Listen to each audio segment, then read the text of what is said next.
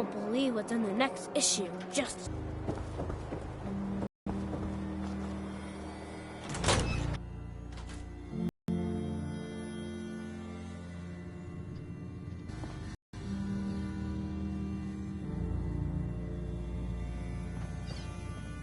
Glad you dropped by. You holding up, Blue? Yeah, holding up. Look, I'm just gonna say it. You're a vault dweller. You might not be wearing the blue jumpsuit, but the Pip-Boy and that fish out of water look? Dead giveaways. So here's the deal. I want an interview. Your life story in print. I think it's time Diamond City had a little outside perspective on the Commonwealth. You do that, and I'll tell you what. I'll come with you. Watch your back while you get used to the world above ground. All right, Piper. I'm in. Good. Let's get down to business. So, I know you're from a vault. How would you describe your time on the inside?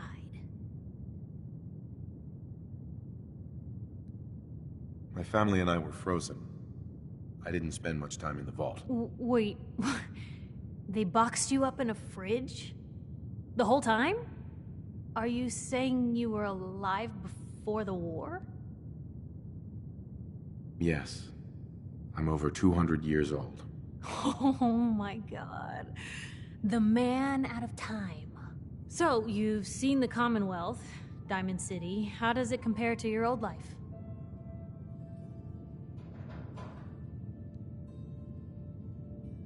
Honestly, seeing everyone surviving out here, rebuilding the world, it gives me hope. That's surprisingly inspired, Blue. We're definitely quoting that. Now, the big question. You came all this way looking for someone. Who is it? Was kidnapped. He's not even a year old. The parent after the missing child. As heartbreaking today as it ever was. Tell me, do you suspect the Institute's involved?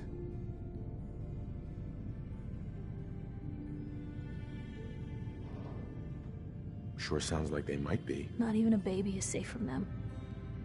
And people wonder why I can't just look the other way. For the last part of our interview, I'd like to do something different. I want you to make a statement to Diamond City directly. The threat of kidnapping is all but ignored in the Commonwealth. Everyone wants to pretend it just doesn't happen. What would you say to someone out there who's lost a loved one but might be too scared or too numb to the world to look for them?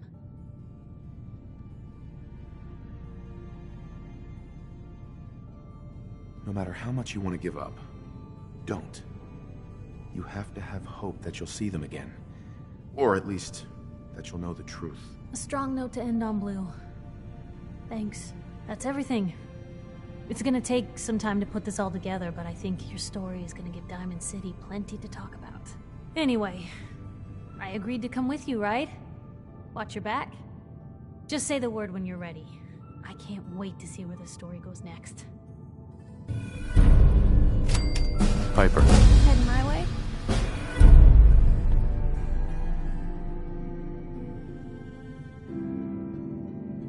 Sure, let's go. Will do.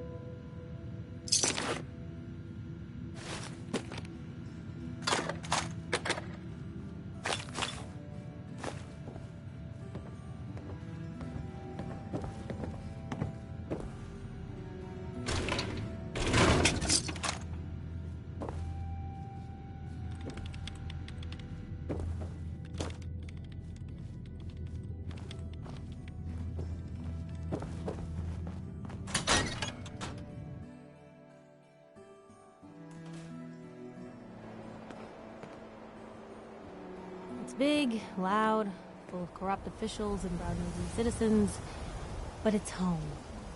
Hey. Point the way.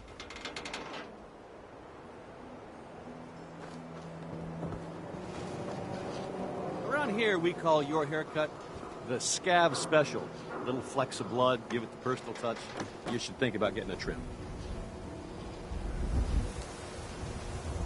Don't need anything today. Sure, some other time. A new patient. A new file to open. Do you have a... Doctor? This better be an emergency. I need some supplies, Doctor. Let's see what I can spare.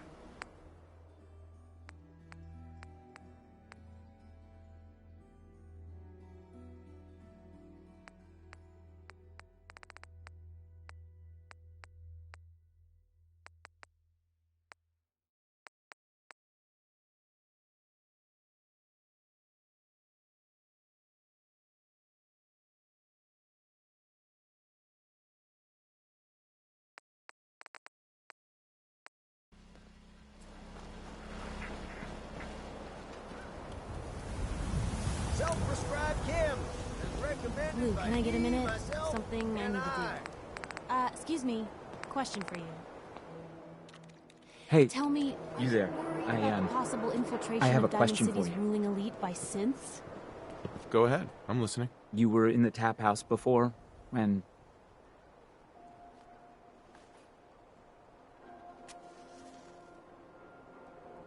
You and the bartender got in a fight. Nice of you to call it a fight, but we both know what really happened. Cook kicked my ass. I'm supposed to pretend I don't know he's sleeping with my wife. Until he decides he's bored with her and she comes crawling back home to me.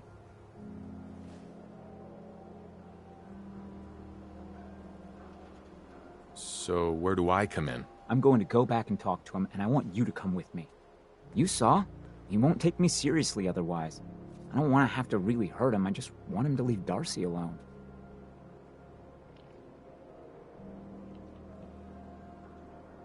You're going to have to make it worth my while. Not too keen on moonlighting as hired muscle. I mean, I can pay you, but I've only got 80 caps. Sorry. I hope it's enough.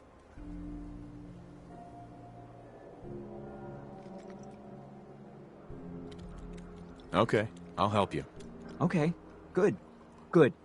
I'm sure Cook will back down once he sees you're with me.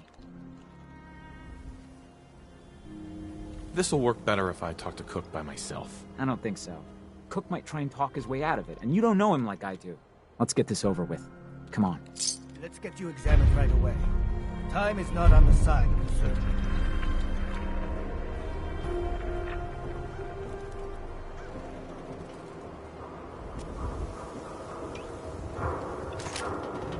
The latest hairstyles from the upper stands. Who's really in control of Diamond City? Read the public. Paul! Where are you going? Nowhere you need to worry about. Whatever. I'll see you at home. I wanted so much more from my life than this. Ugh.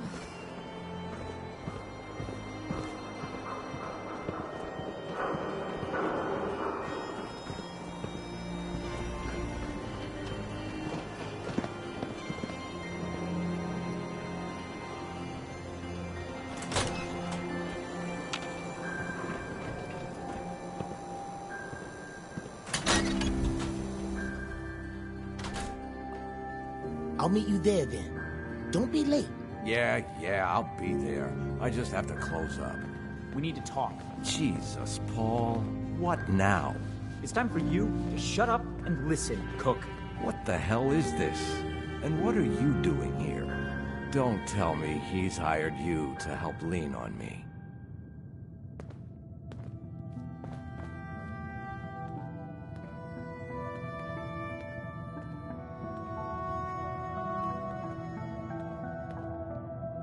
That's right. You should listen to what Paul has to say. You're making a mistake getting mixed up in this. Well, I'm listening, Paul. What do you have to say this time? Just this. You leave Darcy alone, starting now, or else. Now that is a very bad idea. You don't want to pull a gun on me unless you intend to use it. But you think I won't use it? Huh? Do I just need to kill you? Is that what you're saying?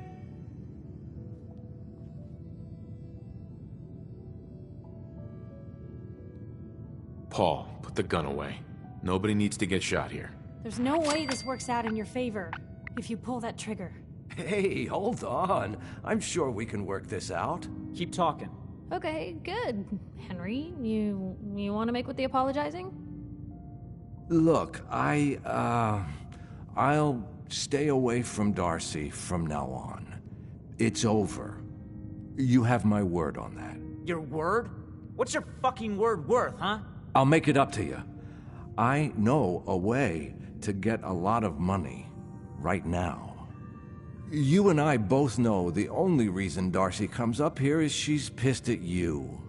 If you were flush again, everything would be different. Besides, I owe you for what I've done. Well, what do you think? How are you gonna make us all rich, Cook? Gather around and I'll tell you. Here's the deal. I have some other, businesses on the side. One of them is helping Nelson Latimer spend his dad's money to make himself feel like a gangster. Who's Nelson Latimer? Malcolm's kid. An arrogant little pissant. But useful, since he has all the money in the world and likes to think of himself as a budding crime boss.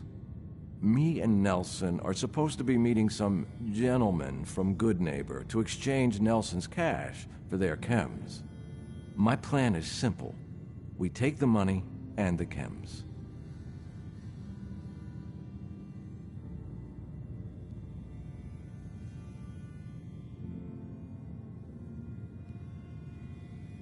I don't know. An awful lot of unknowns. Trust me, we can do this, no problem. The meeting's always in the same place. They always bring the same number of guys. They'll never know what hit them.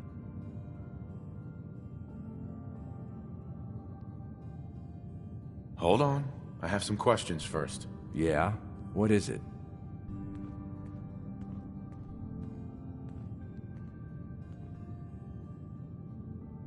Why smuggle chems into Diamond City? Chems aren't illegal here. Sure, but Mayor McDonough takes a big cut of all the chems brought into town. Not everybody thinks that's good business. That's where me and Nelson come in. He fronts the cash, I make the arrangements. Cheap chems for Diamond City. Everybody wins. Anything else?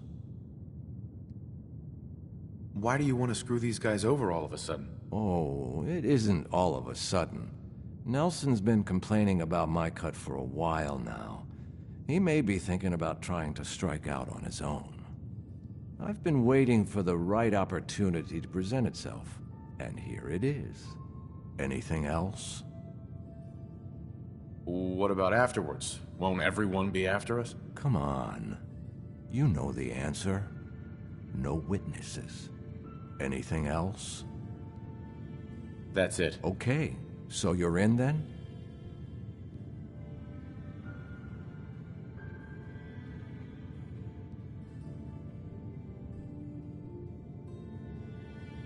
I guess it's worth the risk. Let's do this. What do you say, Paul? Are we good? Good? Hardly. But I don't mind you helping me get rich.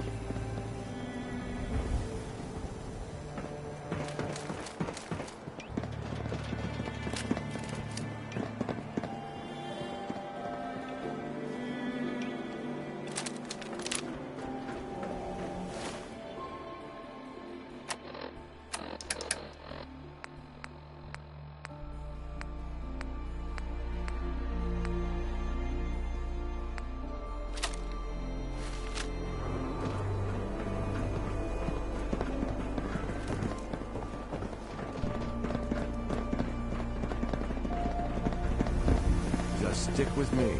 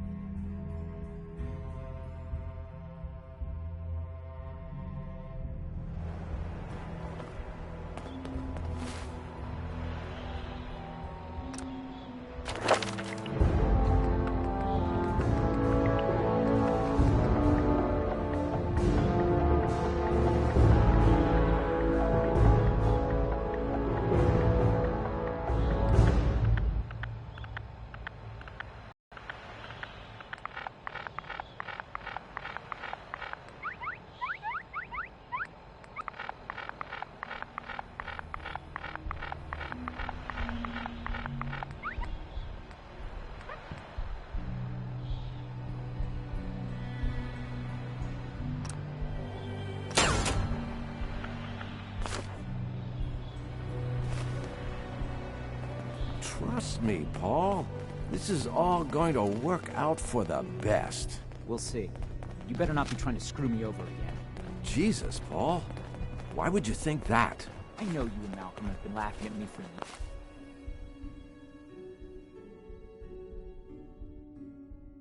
years. Poor Paul. Why is he such a screw-up at everything? That's right. What? No, of course not. I thought we were friends. Yeah, so did I. Okay, I deserve that. But you've got it all wrong. This whole thing with Darcy, like I said, it just happened. It wasn't about you, Paul. I don't want to talk about it anymore. Whatever you want.